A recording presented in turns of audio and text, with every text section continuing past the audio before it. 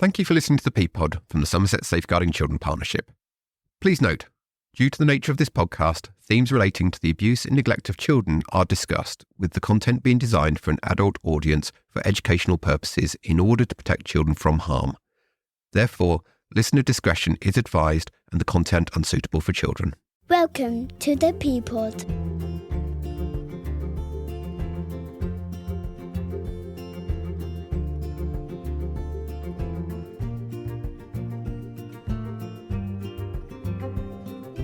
Right then, well, welcome back to the ThePPod, the partnership podcast from the Somerset Safeguarding Children Partnership. I'm really pleased today to be joined by quite an expert in quite a specific field. And what we're keen to do is pick up on a lot of the national learning that's been taking place over the last couple of years, and more specifically, quite recently, in relation to the subject of child sexual abuse. And understandably, this is a very difficult area for many practitioners. Something's been highlighted a lot in the number of reviews. We have the independent inquiry into child sexual abuse in England and Wales, the ICSA, that was published in 2022 now. But also more recently, we've had the National Panel's report on the subject of child sexual abuse. So we were keen to pick up on that today. And I've got one of my specialist guests in today, Dr. Anna Riddell. Anna, welcome along. Thank you very much for having me on, Steve. And just to acknowledge the impact that the podcast has actually and in reaching professionals around about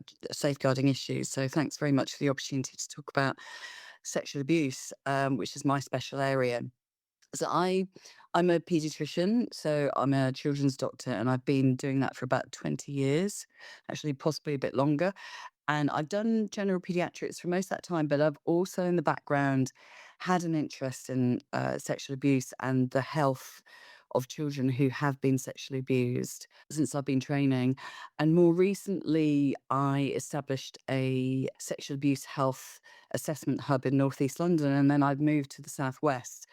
And along in partnership with the Bridge Sexual Assault Referral Centre in Bristol, we have been setting up a similar service for the Southwest out of the Bridge. And I, as a result of that, have qualified in my older age as a sexual offences examiner. So I've been back to study and gained the qualification to do that.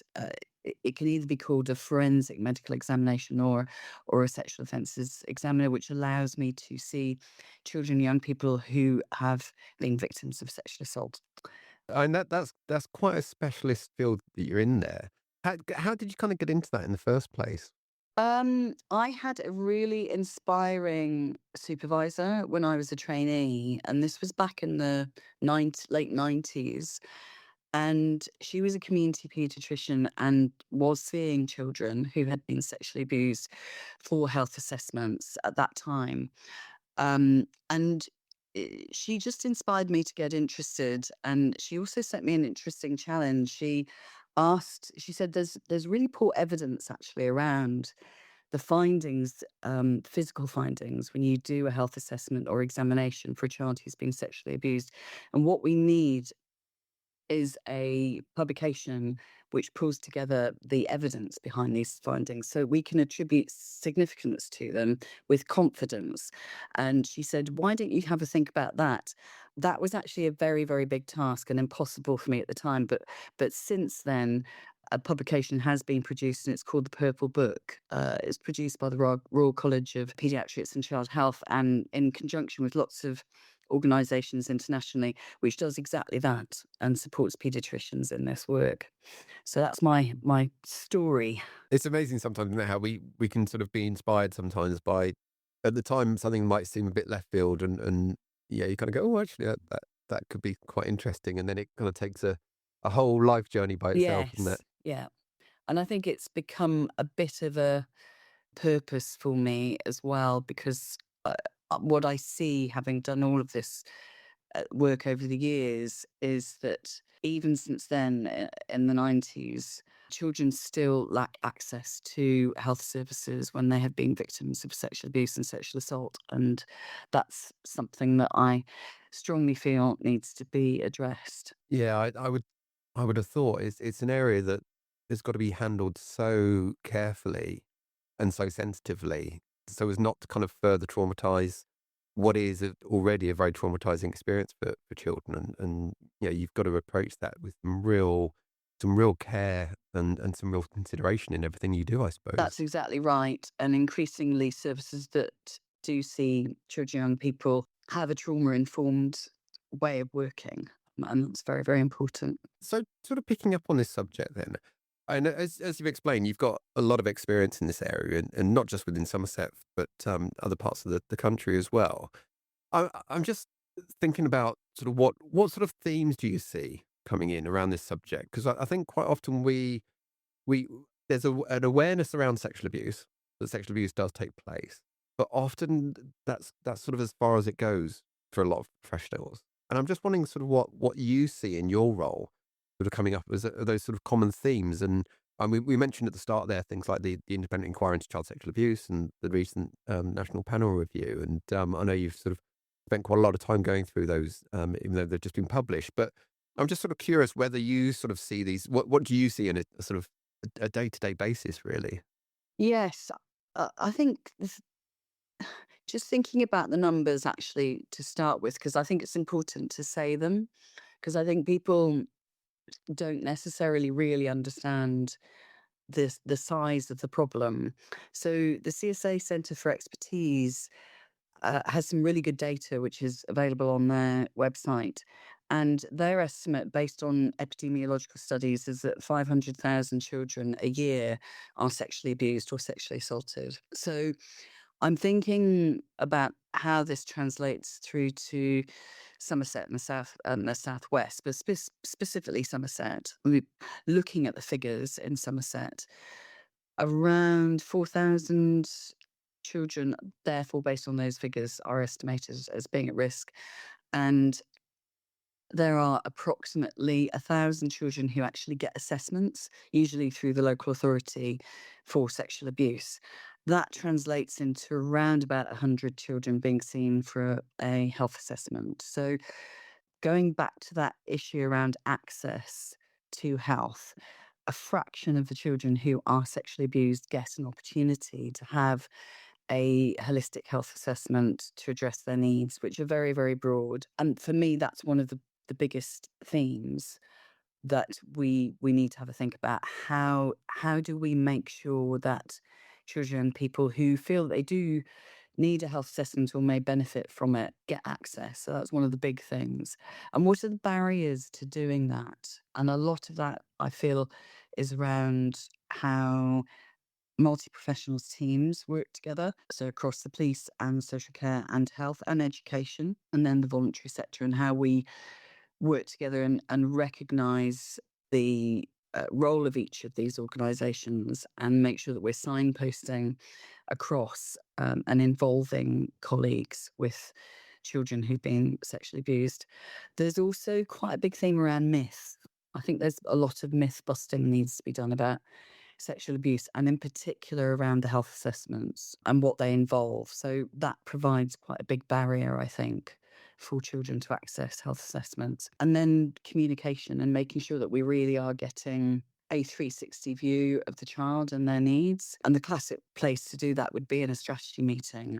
So making sure that strategy meetings are functioning really well to allow professionals to share their views and put across their perspectives and bring the information that they have. So we've got a really full picture for the child. I suppose that's really thinking about the health side of things. I'm just thinking as you're talking, actually, because I think one of the things it highlights, like you say, when you look at some of the statistics from the Centre for Expertise against things like the number of children on child protection plans Mm. under the category of sexual abuse, they don't marry up, do they? And I think quite often, I think statistically about 3% of child protection plans across the country are under the category of sexual abuse. And because of that, there's a view sometimes, well, it's actually a very minute issue in terms of the abuse of children, which we absolutely know is not the case. And it's really not representative in when we look at child protection plans. That's not representative of the issue of sexual abuse and what children are actually experiencing. From from the figures you've been saying about 500,000 children a year And that's a huge number. And I know some of the statistics we're looking at, significantly higher than what we're seeing from reflected within child protection plans. Yes, I think that is quite a shocking statistic. And what's interesting is to look behind, why is that? Why is it that only 3.6% nationally are on child protection plans under that category? When we know that with children who are on child protection plans, a much, much higher proportion will be experiencing sexual abuse. And there's probably something around the fear of giving a label, um, and, and the implications that that has for the practitioner, the family, and the child, actually. It's quite a taboo subject, something that people don't want to talk about.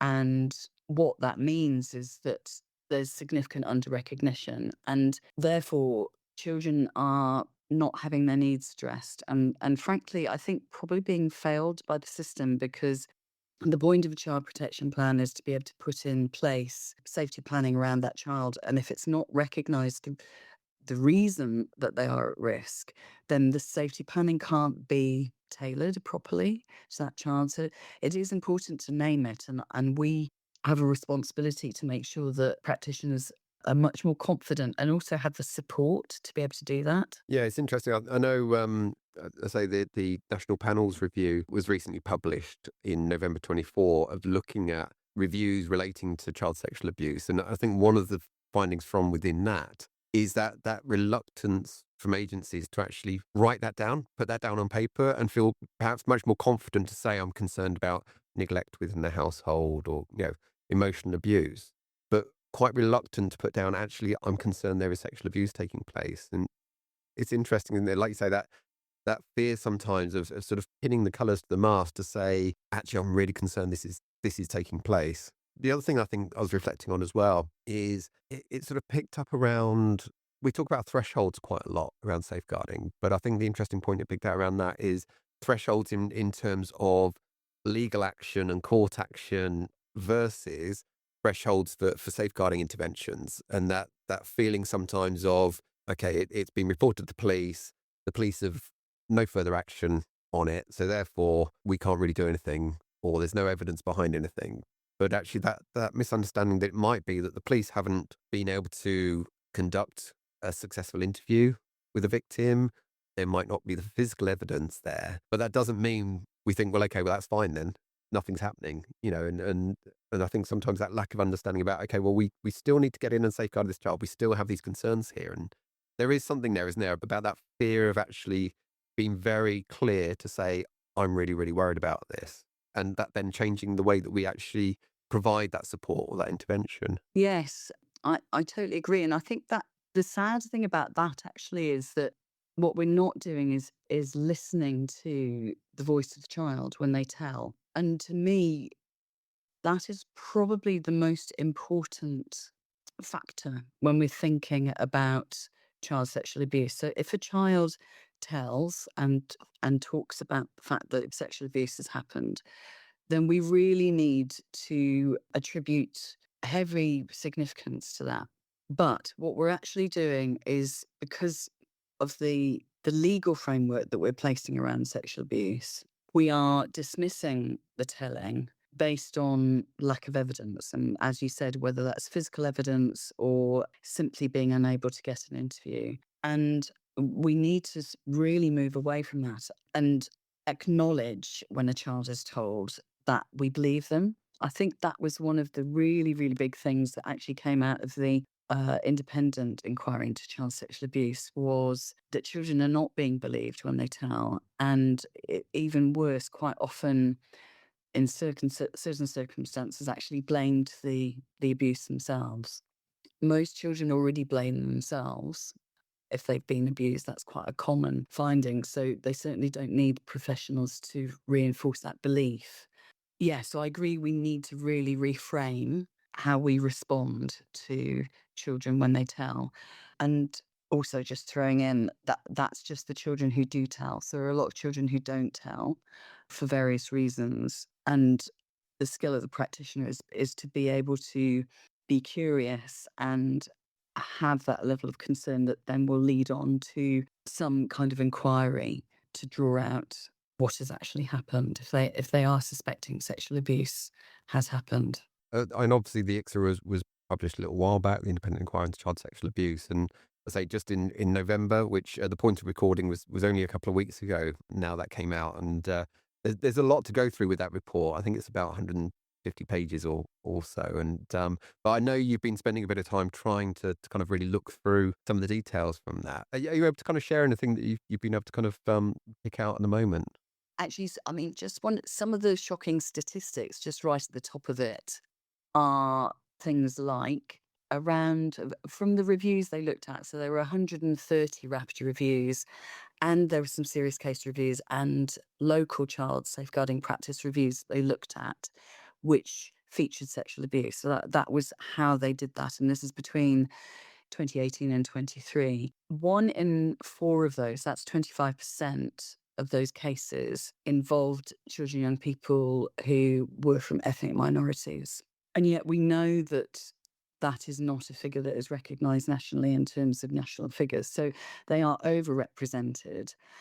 We also know that they are really underrepresented in health services. So when we look at our own figures at the Bridge, we're very concerned about the low numbers of children and young people from ethnic minorities who are accessing our services. So there's a complete mismatch there, which is not being addressed. So that was one big theme that I was really shocked to me. Another one was only 1 in 4 of these reviews actually considered a child's disability as a vulnerability factor. Again, thinking about my own practice, there are a lot of children and young people who have learning needs who are seen in our service. And we know that disabled children and those with learning needs are more likely to be victims of abuse. And yet we're probably not adapting the way that we approach them and talk to them and hear them in order to take that into account. 2 other features: there was a very high proportion of deliberate self-harm, and there were actually 7 children who died by suicide in that review, which I found really shocking. So that is a reflection of the mental health impact of sexual abuse. And then finally, pregnancy. 10 children became pregnant. The youngest was 11 years old, and we are seeing a lot younger pregnant teenagers. So that is another massive impact and a consequence of sexual abuse. So that's just the statistics. We've talked a bit about not hearing children's voices. There was a big theme around understanding parents and carers' contexts and vulnerabilities and needs. And in a family where there is domestic abuse, drug and alcohol misuse, financial stress, all of those things can have an impact. But what we still have to remember is that that's not. I'm trying to find the right language to use.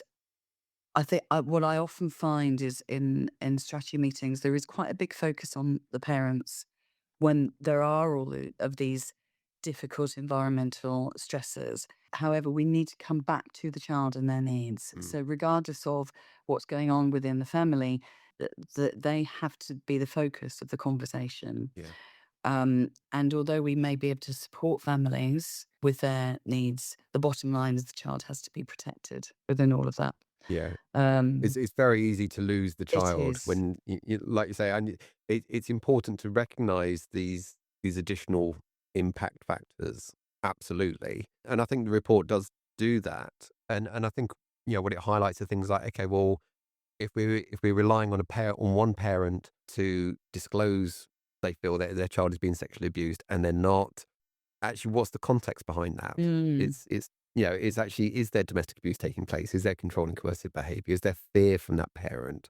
Yeah, I think it talks about, the risk of just labelling something as disguised compliance if a parent isn't doing something. But unless we fully understand that context, it's hard to kind of understand actually how we need to put in that support. But like you say, not allowing that to mask the needs of the child and the protection of the child there. yeah, absolutely. I think the other things that came out were definitely challenges in identifying signs and understanding risk, and then raising concerns for practitioners. A lot of focus will be on social workers, but actually we all know that all agencies have a responsible to identify signs and to acquire the skills that they need to be able to do that.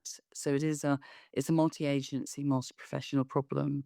And then finally, once you have identified there is concern about sexual abuse, or you've been told that sexual abuse has happened, then how to respond. And going back to that issue that you talked about around thresholds and how they're just too high at the moment. And the structures that we have seem to actually block us from responding, particularly with the legal frameworks and the fear around the criminality side and police action, rather than helping us to respond appropriately. And I have to say, I thought the title of the report, so if anybody hasn't read it, the title is "I Wanted Them All to Notice," and then subheading "Protecting Children Responding to Child Sexual Abuse Within the Family Environment." But I thought that title, "I Wanted Them All to Notice," was really key to me. And I Mm. know from a previous episode that we recorded where we had a young person who talked about the abuse that they had experienced. And also from my work over the years of talking to children and young people, it comes up time and time again that they will say, "Look, I just wanted somebody to ask the question," or "I tried to tell them," or even if I did tell them, it wasn't kind of listened to, and people hear that and think, "God, why not?"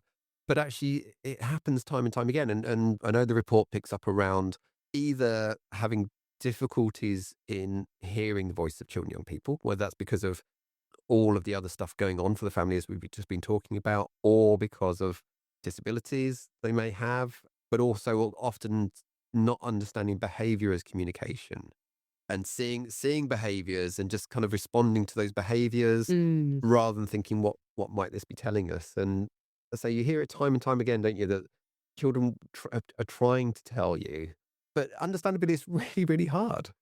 Yeah, I couldn't imagine what it must be like for a victim, particularly around sexual abuse, of having to talk to somebody about that, which is one, on a basic level, very, very personal, but then all of the emotional abuse and the grooming behind that of if you tell somebody, then you'll get taken away, or, all of Mm. these kind of things. And yet we still tend to rely on victims disclosing and not actually kind of having that curiosity, asking those questions. And that fear of asking those questions sometimes comes up time and time again, doesn't it? Yes, definitely. It helps, I think, to try and think about why is it that children are not able to tell? What is preventing them from telling? And also to understand that when a child does finally tell, often they've been holding the information for a very, very long time. And it has taken a huge amount of courage and accompanied by a lot of fear, I think, to actually get to the point of saying it. So when a child does tell, it's very important to listen. And I think there's a whole range of training around how you actually listen to people and what active listening is. And listening to understand rather than receiving information and then immediately thinking, oh my goodness, what do I do with this? And I think really enhancing listening skills will help children to understand. Allowing the time, the space, the privacy is very important. And I know that there is a lot of training available on all of this, but I just think actually there's something about having to get on and do it and having that experience. The language that we use is really important. There's been some interesting publications recently around how we talk about this. So, what the words are that we actually use to make sure it's non-judgmental, that we use appropriate language that is understood by children and young people. A lot of practitioners may be quite a bit older, may not understand the current language. So all of those resources are quite helpful. Making sure that you understand what may accompany telling. So the feelings and the emotions that a young person may have. So feelings of shame would be a big one. Feelings of guilt, actually. You hear a lot of young people who do blame themselves about what's happened to them and trying to somehow reach out and make them understand that it's not their fault. That's very, very important. And then fear, because young people understand what consequences of telling will be, and that the impact is like throwing a hand grenade into the room for them, and trying to, without promising things you cannot promise, be as reassuring as you can around what will happen once they've told. And going back to what you were saying about a lot of children not telling, but actually wanting someone to be curious and to spot things. So they may say, well, how is it that nobody understands this has happened to me? I'm holding this thing within me and nobody can see it, nobody understands, but I can't say. So spotting all those behaviors and really being sensitive to what's going on within the family. And we all receive training on what to look for. I think one of the really most difficult areas actually, and an area which is increasing, is peer on peer abuse and harmful sexual behavior. And if I ever get involved in a case where that has been what's happened, my first question would be internally, what's happened to the young person who's harmed? Mm. Because it's very, very important that they also get an opportunity to talk about their own experiences, and many of them will have been victims themselves. Mm. Is that something that you're seeing in your role increasing, or do you think it's always been there, but we're sort of spotting it better now potentially, or not? Gosh, I don't know if I would be able to tell which of those is the case, but it's definitely increasing. And we do worry a lot about new forms of sexual abuse, and particularly with online sexual abuse, sexting, and how that's become very normalized. And the other massive issue is access to pornography for very, very young children. There was a study published in this year showing that the youngest children who are exposed to pornography these days may be 6 or 7 years of age. And we know that sex offenders often use pornography as a way of normalizing sexual abuse. And this is a mechanism of, in essence, normalizing peer on peer abuse. So that's an area which needs to be tackled nationally. But I think those may be some of the things that are feeding into the rise that we're seeing. It was interesting when you said just then that you sort of used the analogy of throwing the hand grenade, Mhm. and again that's something that comes up quite a lot. But again, I think it's about that how we respond to these things, and again, it's something that I hear really often are young people saying, as difficult as it was, that that thing that I was holding, I had some control over. Well, to some extent, it was mine that I could control. I could tell somebody or not tell somebody. But the minute I did tell somebody, I lost control, and it went beyond my control, and that being very frightening for young people. That minute when they do tell somebody, and all of a sudden it just goes, phew, and that fear of who's doing what, what's going to happen, often not feeling involved in the process or informed of the process, and what's happening and why and who is who and what's doing what, and very difficult, I think. Yeah. And again, that longer term impact of that, that sort of mistrust of adults and everything else. And do you see that a lot in your work in terms of that longer term impact for victims? Because obviously you have that immediate contact with them. Do you see that sort of impact of that longer term? Yeah, so in terms of immediate impact, yes, we see that very, very much. A lot of young people who are coming in, particularly if it's a very recent report they've made or a recent sexual assault, are very overwhelmed by what they're experiencing. And we try to empower young people within the service to make decisions about what happens to them, particularly within the health assessment. And even the smallest decisions can actually bring back a measure of some control that they can have. And we talk about that a lot in the assessments. I think all the other professionals who work around them, it's so complex and multifactorial. It must be very difficult to grapple with all of that in the moment. Uh, I suppose what I see in particular from our service is the lack of control around the judicial system, if that is the way that things go. And that can be either within the family courts or in the criminal courts. That can feel like a roller coaster, which is unstoppable. And that may be one of the reasons why some young people don't want to engage with the criminal justice system or disengage with it as they go along. We do have some fantastic services supporting young people, independent sexual violence advisors, who really do a great job in supporting young people and their families from the point of report to the point they get to court. But there's so many other factors involved that can be really traumatic. And it's very good also to see the Section 28 being brought in, where young people can actually give their evidence by video, pre-recorded, don't necessarily have to go into court, and the opposite, their perpetrators during a court case. All of those things are helping to regain a bit of control within the justice system. I think in terms of how the local authority and safeguarding response goes, it can be quite scary for a young person if they feel that they're going to be removed from the care of their family, not have access to people who've been important in their lives, whether or not they have been abusers, and the impact of how that's managed. And one of the negative outcomes can be a lot of young people who end up in care and not in the care of families, actually, ironically, are more open to being assaulted again and abused again. So that the impact of that is massive, and there is a control element there as well.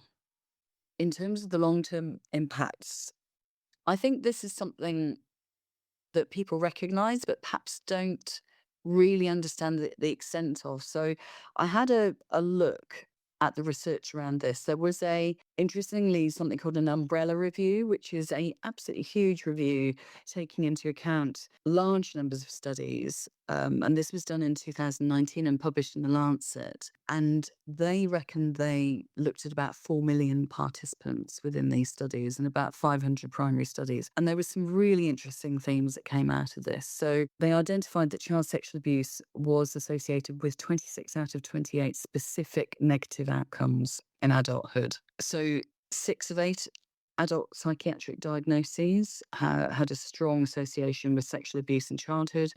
And these included things like personality disorder, anxiety and depression, post-traumatic stress disorder, and schizophrenia. And these conditions have a massive impact on the adult population and their ability to lead fulfilling lives in the future. Sexual abuse was strongly associated with all studied negative psychosocial outcomes, and these include substance misuse, adult sexual re-victimization, and we see that a lot at the Bridge. So a lot of our adults who come back recurrently are victims of sexual abuse in childhood, deliberate self-harm, and future sex offending. That is not to say that if you have been sexually abused, you will go on to sex offend, just to be really clear about that. But there is an increased risk in those who do offend that they have been sexually abused in the past. And then interestingly, there's a strong association with physical health conditions as well, which I think probably people don't recognise. So obesity and pain conditions, which I thought was quite interesting, because that's having a massive impact on people's ability to work nationally. It's a really common problem. And then just thinking about the societal impact of sexual abuse. So we know that people who are in prison and people who attend drug and alcohol services, and as I've already said, those who attend sexual assault referral centres are more likely to have been sexually abused in childhood. So that is a societal impact. I quite enjoy reading, and I find the narratives that you get from people with lived experience who are able to articulately document their experiences are very, very powerful. And a couple of books that I would recommend people read if they really want to understand the impact of sexual abuse. One would be The Flying Child by Sophie Olsen, and she's actually set up a organisation that delivers training to people who work in this area to help them to understand how to talk to children, young people and adults who've been sexually abused in the past. And then another resource that I found very powerful was the series Patrick Melrose, which is based on a book written by Edward St Alban. And in that television series, essentially a young man is portrayed, and he was sexually abused by his father, as a child, and his life just completely unravels in adulthood, and the abuse has a direct impact on his ability to form relationships, to function as an adult, and to recover from addiction. And those, for me, are really bring to life what this means for people and how it impacts on their lives. When you're sort of talking there, you're talking about the potential additional trauma of court action and court processes, and that being very, very difficult, understanding for children and young people to go through. I suppose the other side of it, and I know a large part of your role as well, is around those medical assessments, which I would presume would instill potentially a lot of fear to young children, young people who have experienced abuse about, oh my God, is this, what does this mean? Mm. And I think there's a lot of fear around it. I think there's a lot of myths around it. It might be really helpful if you can to kind of explain what does the medical assessment entail? What's that look like for a child or young person? Yeah, so interesting. I think the fear that children have around medical assessments is probably instilled in them by the adults around them, because I'm not sure that a child or young person would necessarily really understand without being told what it would involve. So it's actually important that any myth busting is directed at professionals who are supporting children to come, as well as to the child and young person themselves. We have two services that run out of Bristol. So the Bridge is a sexual assault referral centre, and the purpose of that is to see adults and children who've been acutely sexually assaulted. So within 7 days of the assault. And the reason for the timeline is that if you come to the Bridge, then there is an opportunity to have what we call forensic samples taken. So that is swabs to look for DNA, which may identify the perpetrator and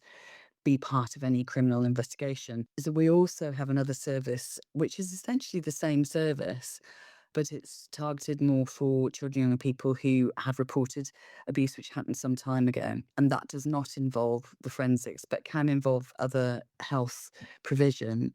So they're essentially very, very similar, continuum. And the assessments have the same principles. So we call them a holistic assessment, which means that we look at everything to do with the child or young person as they present to us. We usually start off by offering them a cup of tea and a biscuit, something to eat. Make sure that they are ready for the assessment. They're not too tired. They've had something to eat, and explain to them what is on offer. And I use that terminology very specifically because this is not about what they have to do. This is about what they choose to do. So we can offer them a number of assessments, treatments, checks, or examinations, but they choose which of those they think are going to be helpful to them. And that's the really important thing. So they do need to understand what those involve in order to make their decisions. And if it's a younger child, then we would do that in conversation with their parent or carer. So we would normally have a chat with them first, find out a bit about them and their life and their family, and then find out a bit about their specific health needs. So they may already have health needs or learning needs that would help us to understand them as an individual. And it may be during the course of that conversation that we find out there are some health needs that they haven't had met or addressed. And we would attempt to either address them in the assessment or to signpost them outside to make sure that they had those addressed. We can then offer them a physical check or an examination, and that would be a general check. So the normal things that a doctor would do, like listening to heart and lungs and feeling tummy, looking at skin. And then we can offer them what we would call an intimate examination, which would be a check of their private parts, genitalia. We would try and understand how they refer to those. So they may have specific terms, and we make sure that we use the term that they understand when we're talking about that. It's really important to do a bit of myth busting here around what intimate examinations involve. So they're actually quite rarely internal examinations, but that's often the term that is used when other professionals describe what's going to happen to a young person. And that is what can be quite scary, because that is a re-traumatizing experience, potentially. Mm. But mostly when we're doing these examinations, we're looking from the outside and just checking that everything looks normal and healthy. And we're looking to see if there's any injuries. And if we do need to either look on the inside because we're worried about some injuries that might be there, or because we might need to take samples, and we're really clear with the young person about how we would do that. And we get their permission. And we would only do that if that was something they would be comfortable with. And we would never, ever do that on a child who had not reached puberty yet. We make sure that these assessments are not painful, they're not harmful, and we make sure that the child has the person with them that they want to be with them when that examination is done, so they've got their support. And usually there would be a doctor in doing the examination, and at the bridge we have another professional called crisis worker, whose role is to be the advocate for the child or the young person and to support them through the process. And they are highly skilled at doing that. Often, well, in the great majority of cases, actually, examinations are entirely normal. That can provide a huge amount of reassurance, I think, for young people who may be worried that harm may have been caused. It doesn't mean they haven't been sexually abused. And we emphasize that with them because it's really important that we believe them and demonstrate that we're believing what they have told. I was in a strategy meeting recently, and another health professional did make that very explicit when we were talking about the value of doing a health assessment and an examination in a child, that the great majority of examinations are normal. And what I would say is that the actual intimate examination is a tiny part of the assessment. There is much, much more to it than that in terms of addressing the child's needs. And that is not the entire focus of the assessment. It's only a very, very small part. And actually, it's normal to be normal. So if we can come out of an assessment and we can tell a child, everything looks normal and healthy, that's a really important message to be able to deliver.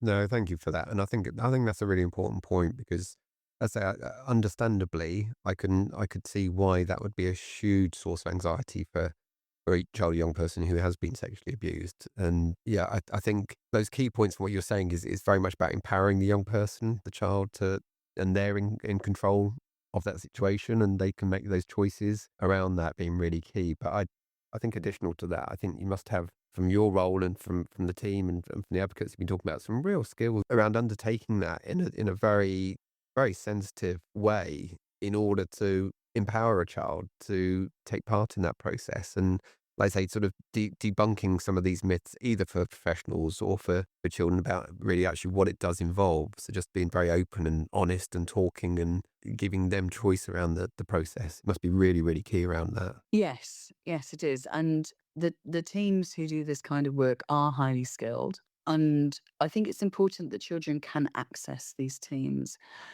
There's a lot of concern, understandably, about things like having to travel a long way to get an assessment. What I say to that is if your child had a rare cancer and the only place that you could get the best treatment for your child was in a hospital that was 100 miles away, you would travel to that hospital to get that treatment.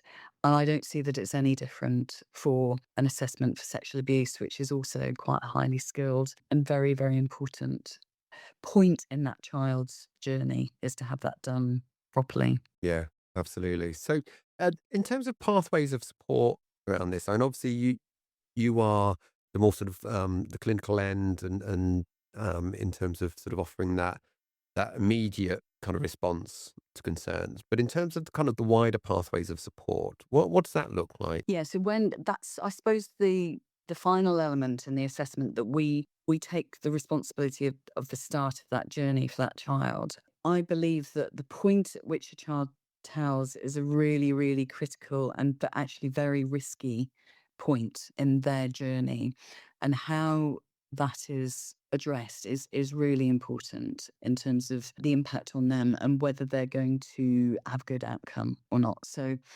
aftercare and how we manage that is part of that process. And at the bridge and in the Avon River Clinic, we pull together the aftercare package as part of what we do before the child leaves. So we would make all the onward referrals they would need for the next part of their pathway. We've talked about the independent sexual violence advisor already. That would be one of the referrals we'd make. We would make referrals on for psychological support. And you've had the Somerset Phoenix Project on before on your podcast, talking about the work they do in Somerset. Absolutely critical in terms of optimizing outcomes for children and young people. Mm. We also will signpost or actually even deliver ourselves other kind of medical care, such as sexual health testing and follow-up, which can be part of this. So there's a number of pathways that we can think about, which are drawing together the expertise of lots of professionals, but really pulling them together around the child and the family to make sure that they're all involved and understand their roles. But in terms of advice that you might give for other professionals listening to that, who might have concerns about a child they're working with, where there are some suspicions or some uncertainties, or the parents who may be listening to this, or children, young people themselves, I guess. What advice would you give them around this subject? I think the first thing is listen. And I think listening, it's not just about hearing, it's about what we discussed before, really giving that child the opportunity and giving your time to allow that child to talk about what may have happened to them. And then being curious. So being interested in what the child is trying to tell you and exploring it in a sensitive way. I think a lot of professionals get very, very worried about this because what they immediately think is, will I jeopardize any future criminal investigation? Will this make it difficult for the court to find someone guilty or the police to bring a criminal prosecution? And I understand all of those worries. However, at that moment, the most important thing is to address that child's concerns. So important that they are able to talk and that they are not shut down because of worries that we might have about the consequences of the information that they are going to tell us. And then be kind to the child. That involves non-traumatization, non-blame, not making assumptions based on their choices and their lifestyles, and being non-judgmental about what has happened. Yeah, so I think those would be the key points. And obviously, you've been involved in this world for a long period of time. And, we referenced earlier the Independent Inquiry into Child Sexual Abuse, which I know made 20 recommendations coming out from that. I know from the National Panels report that we've just been talking about, I wanted them all to notice. There are a number of recommendations and learning points from that. From your perspective, if you had that sort of magic wand, what would you want to see change to have that really lasting impact, that lasting change? Yeah, there are so many recommendations that have come out of all of these reports.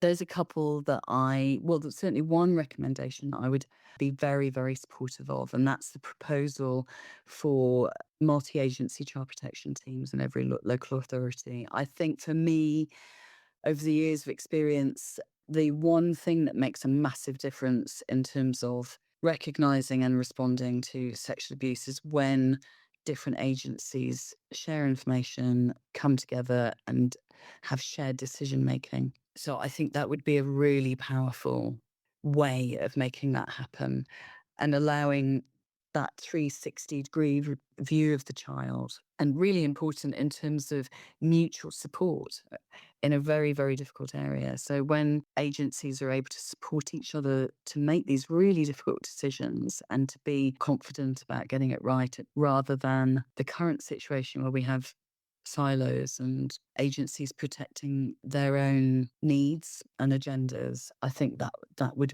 make a massive difference and avoid the Swiss cheese effect, where children are just falling through these holes that we're creating in the way that we communicate with each other. So that would be my top one, I think. And then the second area I'm particularly interested in, which I haven't necessarily seen so much come out of these reviews, it's touched on, is really around the judicial system. So I'm quite intrigued by the concept of restorative justice. It's been used in a lot of other areas of law within the UK, and people are starting to talk about it in terms of sexual assault. I think using it for example, peer-on-peer abuse could be a really, really powerful thing. And then bringing in support for the children who harm. Organisations such as the Lucy Faithful Foundation are doing some fantastic work on that and trying to, again, strip away the judgment and look a little bit deeper into what is going on here that is causing these situations to arise, may actually bring around quite a significant societal change regarding people's beliefs and understanding around sexual abuse. So those would be my two. I think those are good wishes for that, definitely moving forward. So, Anna, thank you so much for your time today to kind of go through the subject and like I say, sort of debunking some of the myths around it, but also kind of helping to add a lot of clarity around it as well. If anybody wants to find out more, where's the best place for them to go? Oh my goodness, there's so many resources. I do feel the CSA Centre for Expertise is a fantastic hub and they have gone from strength to strength. So there are many really good resources that you can access there. It's probably worth reading some of the summaries of the reports that we've talked about. And then I would definitely access local resources.